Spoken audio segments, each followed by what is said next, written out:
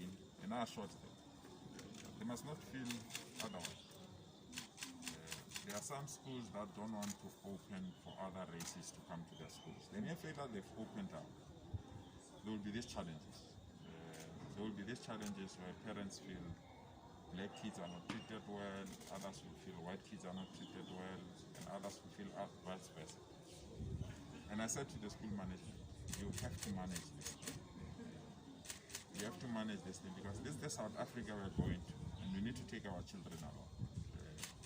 We can't have a society that believes other people are not important. We are all important. If the school believes they need support, we provide that kind of support. Unless otherwise, where I am, I still don't feel that it's a racial law. And I'm not saying this to buy the face of the school management. I'm one person that hates racism. I think all of you know. But we have incidents that we don't have a correct recollection of what happened. We've got videos that have been edited, we've got some videos that other parents are challenging. So I said to the school management, go investigate, gather all the relevant evidence, and when you have the evidence, present it to us. And then we can be in a position to pass judgment of what has happened. But we have a responsibility to build a truly non-racial South Africa. And it starts in the classroom. And all parents must feel that children are protected, and all parents must feel that the school is providing all the relevant support that they need. So I want to leave it there. The fight is over a cell phone. We've got 2 learners that are currently hospitalized. The police have taken over the investigation. They're also interviewing some of the learners. The 2 learners that are hospitalized, all of them are aged 11, age 17, and they're in grade 11, both of them. And I've assigned the SGB to immediately then support the families because the families feel that they're on their own, no one is supporting them. So I've assigned the SGB to go and provide all the relevant support. And I remain hopeful the matter will be resolved. Want to add something, sir? Thank you, MEC. Yes, from the school side and the SGB side, from the SGB side, we will definitely make sure we get all the evidence and all the relevant things so that we can investigate properly what was going on, and we will take steps. We don't support racism in our school. We really don't. We want all the learners to be safe at our school. So yes, there will be measures that we have to take and things that we have to investigate. News 24. MEC, have you taken a chance to just speak to the grade 11 pupils that were involved in this incident? We are hearing here on the ground, as we were waiting for you to conclude with the parents, that there is a, I guess, I don't want to say culture, but environment where staff have allegedly allowed certain children to get away with things based on their race.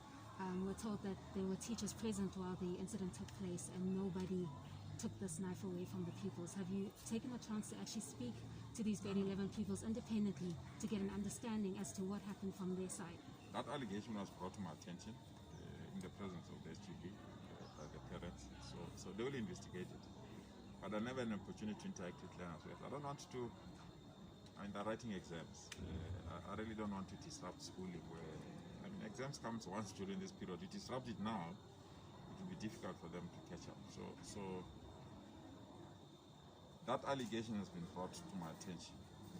The other allegation that was brought to my attention is that the reason why the incident could not be resolved on Friday is because teachers had a braai after school.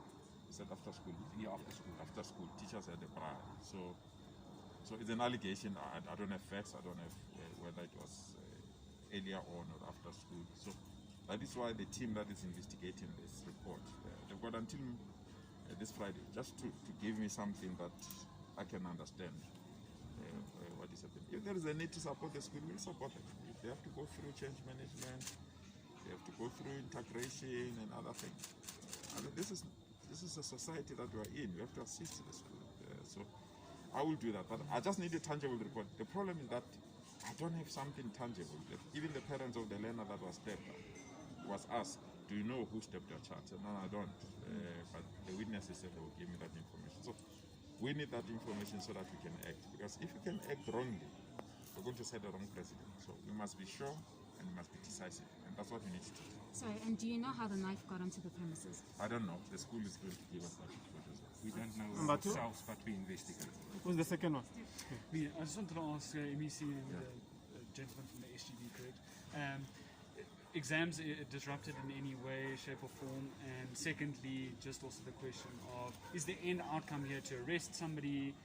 If that can be avoided, would it be? What you're thinking around that? And just to make a final point of clarity, it's always good to check for clarity. There's never stupid questions. Is that it's just 2 people stabbed that we're aware of, correct? So far. Okay. So far. Just the other 2 questions as well, please, gentlemen. You'll respond in terms of the exams, but I don't think that the exams are disrupted.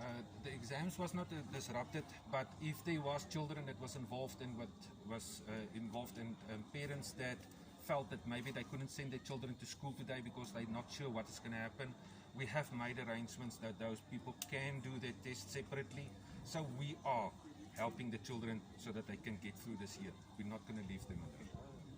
And then just about the arrest, is that the sort of Well, end the police outcome? have started. They've indicated to me that they've been counter charges. Other parents laid a charge, other parents laid charges as well. So police are consolidating that to make a case. But I normally don't want to interfere with the police work. So, and they are angry when we normally comment on their work. So if you ask them, I think they will tell you. But I know that they're doing their work, but I've advised them to be very sensitive in dealing with some of this. 3. 3 is covered. 3. No, I was 5, wasn't I? No, it's 4. Okay, it's fine. 4. Okay, Yes. Ogo, there's an allegation that teachers took about an hour or longer to notify the parents that their children have been wounded in this fight. Is that true? Yes, part of the investigation, they brought that to my attention, and other parents that they were not even called. The parents indicate that they're only called to be told that their child is a witness, whereas their child needed to go to hospital. So it's part of the matter that we've put for investigation as well. Okay. Yeah. It sounds like you don't really have much answers for everyone Exactly, right now exactly. because you don't have anything tangible. My question now is, we are saying this is not racial, but parents and learners are raising so much racial issues towards what's happening, because we've been speaking with a lot of learners when we got here, and they're saying this has been something that's been brewing for years, and they've kept quiet because now parents have got to the point of saying, just finish school. That's all you're there learning. Don't be comfortable, just survive. Is the government really doing enough to come to the plate to support these learners to actually being allowed to be in school? Because we should not be blinded and say, I'm happy because my child goes to a white school or a technical school and feel it is it shouldn't be a privilege for a learner to come to school.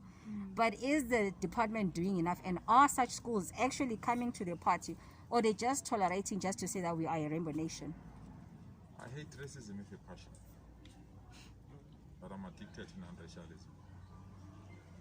And there's no way that I'll point a finger if I don't have evidence. And I think we'll all be reckless. If those parents that have spoken to you, the school governing body is setting up a process. If they have information, that's the information we need, so that it can be presented to them, and then we can get our own team to investigate. But I'll never make a sweeping statement of racism if I don't have anything tangible now.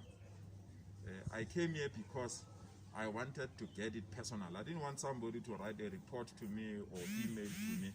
I wanted to interview all affected people, and I'm happy I've done that. I've interviewed all the affected parents, I've interviewed the SGB, I've interviewed the principal, I've interviewed the district. I want all of them in writing to give me what they've said, so that it's something that I can, it's evidence that I can present to whoever that needs to deal with it. But I'll be naive to think that a school that is going through this transition of having all learners under one roof will not have some racial tensions and other things. And that's what I said to the school. If we need to give you support, we'll provide that kind of support. And the school have accepted it. And it's the SGB chair here that said the school will not tolerate any form of racism. And they have to execute their commitment and not say it only. And I don't doubt that they've got that commitment. What I'm proud of with this school is that they've taken the giant step to open their doors to all our children. The problem is those that are still resisting to open their doors to all our children. Because there are no incident, we are avoiding them. Here, because there are incident, we want to hang them. I don't think so. We must not hang them, we must support them. And that's the stand that I'm taking. Okay, Sorry, can I just Yeah. finish there? On that note of yours, we as the HGB ask that the press must give us the time to do our proper investigations. Whatever new information you have, share it with us so that we can do a proper report. That is what we need to do.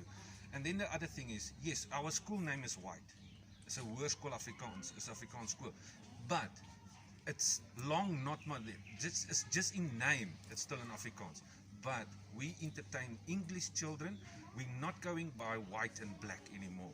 We're talking English. We have phases that we have to go through to get some of the Afrikaans children through the system out so that we can get this whole school into an English school that all races, white or black, Afrikaans or English, can have one language so that we can go forward within the industry, what is happening in our country. So that is what our aim is.